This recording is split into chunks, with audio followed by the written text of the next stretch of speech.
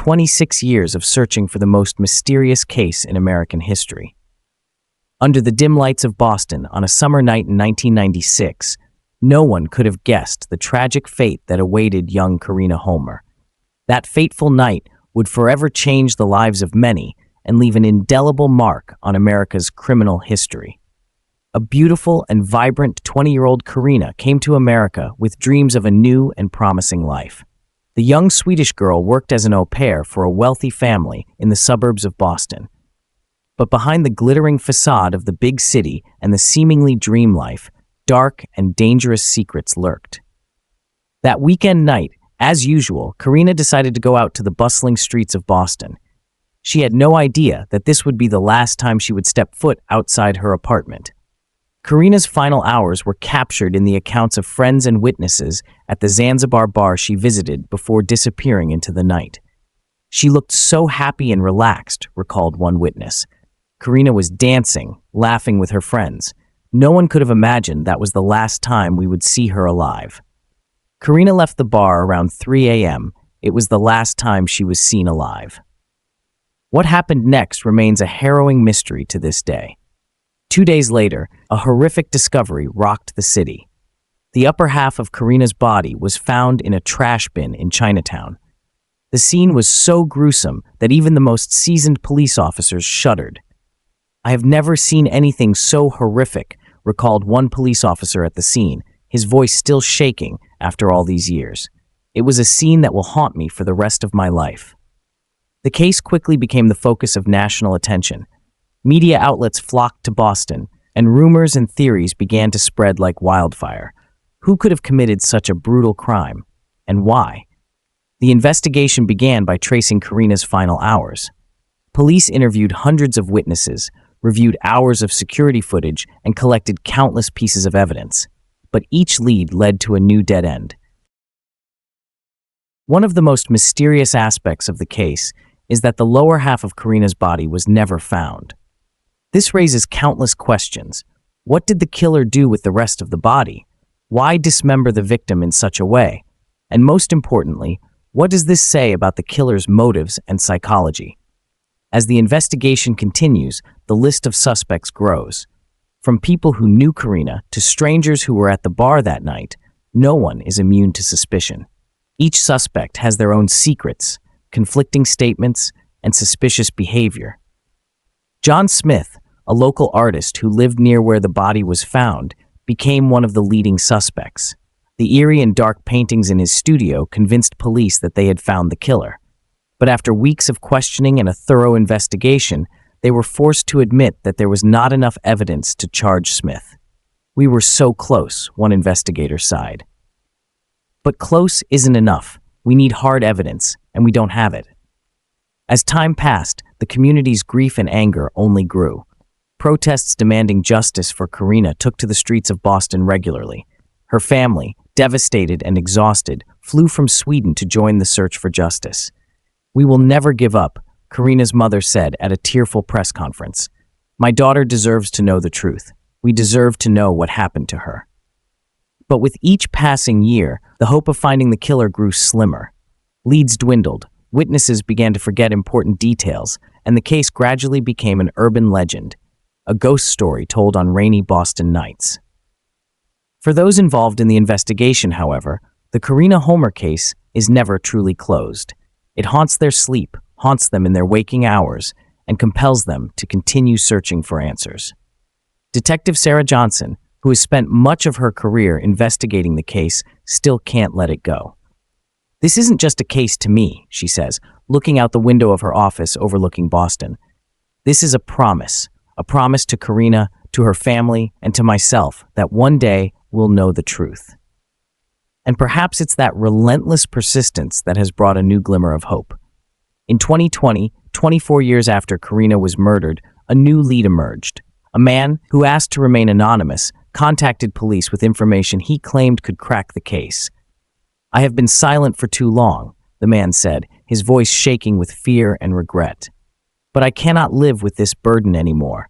I know what happened to Karina Homer." The man's testimony opened a whole new line of investigation. It led police to an old house in the Boston suburbs where Karina was said to have been held and murdered. Investigators excavated and searched for evidence, hoping to eventually find the rest of Karina's body. The excavation lasted for days, capturing the attention of the entire city. Every shovelful of dirt dug up brought hope and fear. And then, on the third day of the excavation, a discovery rocked the entire investigation team. "We found something," a police officer announced, his voice choked with emotion. "We believe this could be vital evidence in the Karina Homer case." The discovery, a piece of fabric believed to be from the clothes Karina was wearing that fateful night, triggered a series of DNA tests and forensic analyses. Investigators hope that modern technology can reveal secrets that went undiscovered 26 years ago.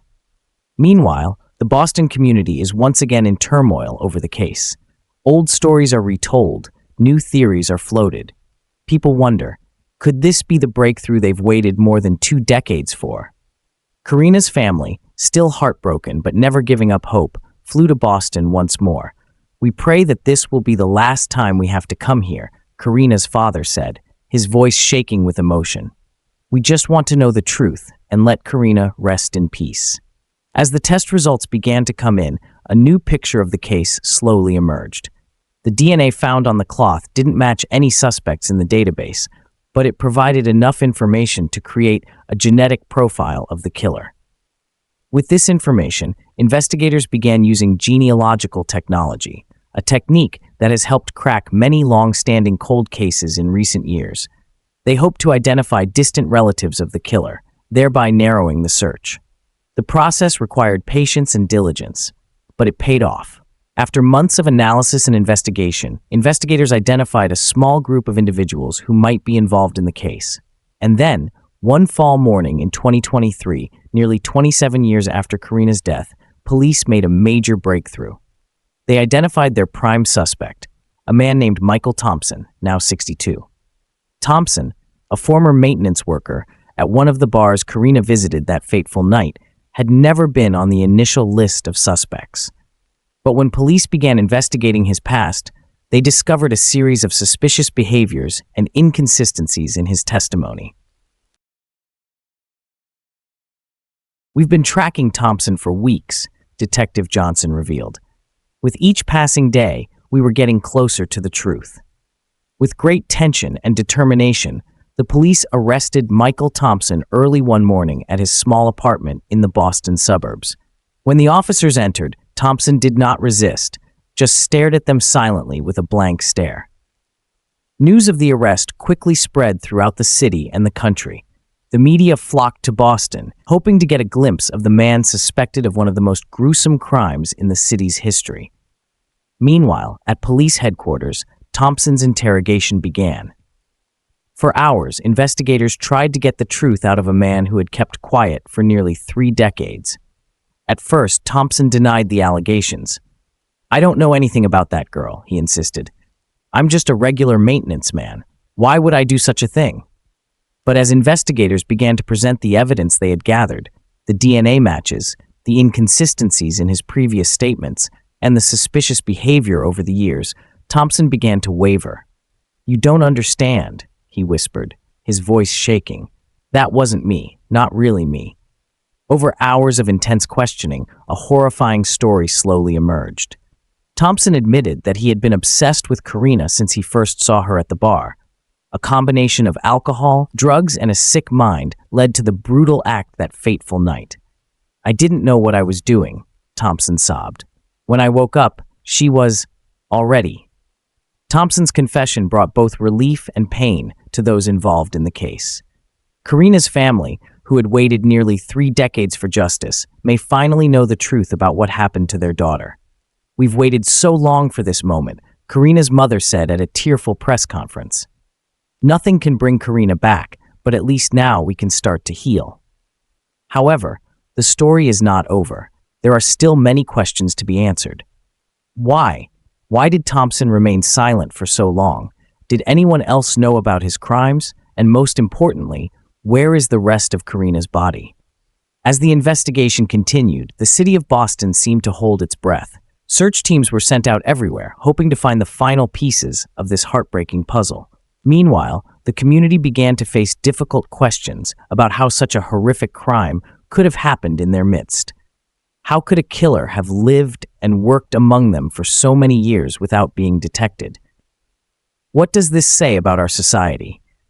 Psychologists and criminologists began to study the case, hoping to gain insights that could help prevent similar tragedies in the future. The Karina Homer case is more than a personal tragedy, said one criminologist. It is a wake-up call to all of us about the darkness that lurks in our society and about the importance of being vigilant and looking out for one another. As Thompson's trial began, the nation watched with rapt attention. Each day, new details about the case and Thompson's life emerged, painting a picture of a complex man and a horrific crime. Thompson remained quiet and aloof throughout the trial, rarely showing emotion. But as Karina's loved ones stood up to give heartbreaking speeches about the impact of his crimes, tears could be seen streaming down his aging face. After weeks of intense deliberation, the jury took just hours to reach its verdict. Michael Thompson was convicted of first-degree murder. When the sentence was read out, life without parole, a sigh of relief seemed to echo throughout the courtroom. But even with justice served, many questions remained unanswered. The rest of Karina's body had not been found, despite Thompson's promise to cooperate with investigators in locating it. As Thompson was led away, Detective Sarah Johnson watched with a troubled gaze. "This is the end of a chapter," she said, "but it's not the end of the story. We're going to keep searching until Karina is brought home whole." The Karina Homer case has left an indelible mark on the minds of Bostonians and the nation. It is a painful reminder of the fragility of life, of the presence of evil in our midst, and of the importance of never giving up in the pursuit of justice. As the media spotlight fades and life in Boston returns to normal, Karina's family and friends continue to struggle with their grief and loss. They hold annual memorials, sharing memories of the vibrant young woman they knew and loved. "Karina will never be forgotten," a friend said at the most recent memorial. "She lives on in our hearts, and through her story, we hope to help prevent similar tragedies from happening in the future."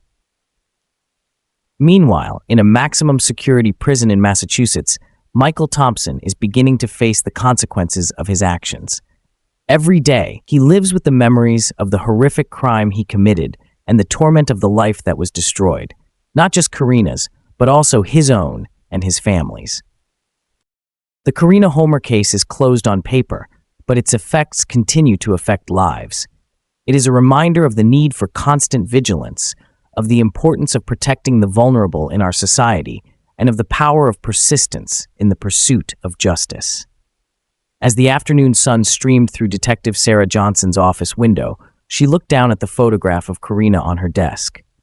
"We have answers, Karina," she whispered, "but our work is not done. We will continue to fight for you and for all the other victims. That is my promise." And with that promise, a new chapter in the story of justice and hope began to be written, not just for Karina Homer, but for all those who have been victims of crime and violence. Because as this story proves, no secret can stay hidden forever, and no crime can escape the light of justice forever.